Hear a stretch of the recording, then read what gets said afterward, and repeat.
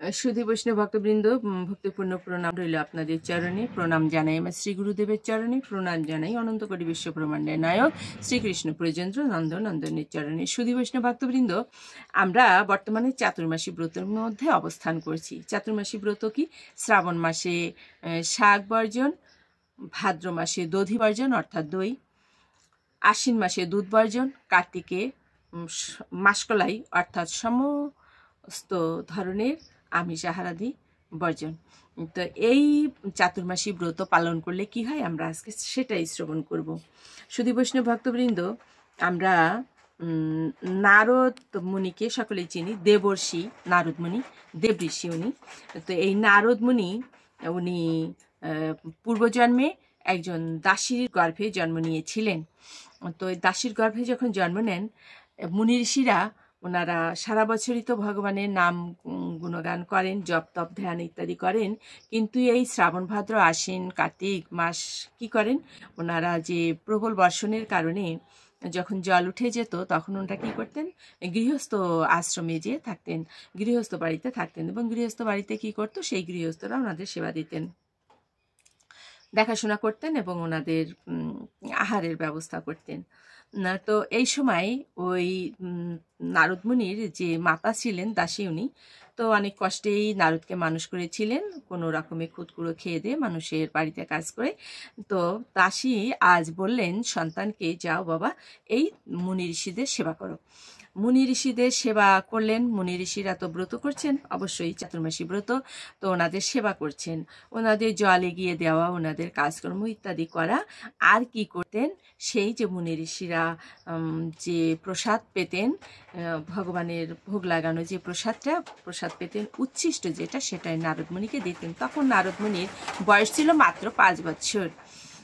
তো এই ঋষিদের উচ্ছিষ্ট ভোজন করে আর ঋষিদের নিকট হরি কথা শ্রবণ করার ফলে এই নারদ মুনির জন্মান্তরে পাপ দূর হলো। সুধী বৈষ্ণব ভক্তবৃন্দ, এটা অবশ্যই দেবর্ষি নারদ মুনির পূর্বজন্মের কাহিনী। উনি তখন দেবঋষি ছিলেন না। ঋষিগণ যাবার সময় নারদকে গোপনে হরিলীলা সম্বন্ধে যে উপদেশ দিয়েছিলেন, নারদ সেইভাবে চলতে লাগলেন। তো যখন তিনি এই হরিলীলা শ্রবণ করার পরে স্মরণ মনন করছেন, তখনই সর্পদংশনে কি হলো, সেই ওনার মায়ের মৃত্যু হলো। পঞ্চম বর্ষীয় নারদ অর্থাৎ সেই 5 বছরের নারদ মুক্তিপথের সন্ধান পেলেন। সুধী বৈষ্ণব ভক্তবৃন্দ, এখানে একটা কথা বলে রাখি, যদি আমরা হতাম, আমরা মনে মনে চিন্তা করতাম ভগবানের নাম গুণগান শ্রবণ করলাম, ঋষিদের উচ্ছিষ্ট প্রসাদ পেলাম, কিন্তু তারপরেও কি হলো, আমার মা মারা গেল, অর্থাৎ ধর্মকর্মে কিছু হয় না, আমাদের মনে একটা অবিশ্বাস চলে আসতো। কিন্তু নারদ মুনি মনে মনে ভাবছেন যে, তিনি ভাবলেন যে আমার যে একটা বাধা ছিল ভগবানের পথে, সেই বাধা থেকে আমি মুক্ত হলাম। উনি কি করলেন, সংসার ত্যাগ করে হিমালয়ের দিকে চললেন। হরিভক্তি তার একমাত্র সম্বল। তিনি এক অশ্বত বৃক্ষ মূলে অর্থাৎ অশ্বত গাছের নিচে তিনি শ্রীকৃষ্ণর ধ্যান আরাধনা জপ তপ করতে লাগলেন, যা ওই মুনি ঋষিদের কাছে তিনি শ্রবণ করেছিলেন। তো এমন সময় ভগবানের নাম এমনভাবে জপ তপ করলেন, ভগবান শ্রীকৃষ্ণ স্বয়ং গোলকধাম থেকে চলে আসলেন দর্শন দেবার জন্য। কাকে দর্শন দিলেন? ওই সেই পঞ্চম বর্ষীয় বালক।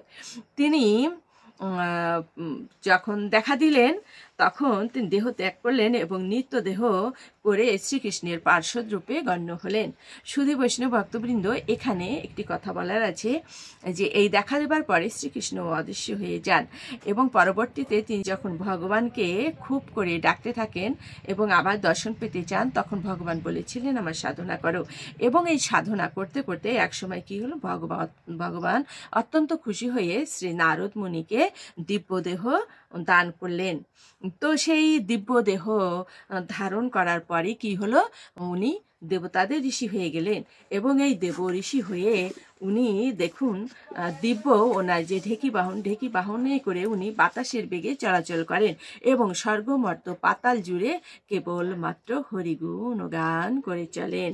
তো সুধী বৈষ্ণব ভক্তবৃন্দ, আমরা চাতুর্মাসীর ব্রত মাহাত্ম্যটা শ্রবণ করলাম, যে চাতুর্মাসী ব্রত মাহাত্ম্যটা দেখুন যে কত মাহাত্ম্যপূর্ণ। অবশ্যই যেন আমরা চাতুর্মাসী ব্রত পালন করি, বৈষ্ণবের সেবা করি, আর কি করি, ভগবানকে ভোগ লাগানো যে প্রসাদ সেটা বৈষ্ণব পাবেন, তারপরে আমরা সেটা সেই প্রসাদটা আমরা পাবো। এভাবেই যেন আমরা চাতুর্মাসী ব্রতটা পালন করি। তো শাক বর্জন, যেহেতু শাক আমরা যে শয়ন একাদশী গেল তারপর থেকে শাক বর্জন শুরু হয়েছে, এবং এখন আর শাক আমরা ভগবানকেও ভোগে দিচ্ছি না, নিজেরাও পাচ্ছি না।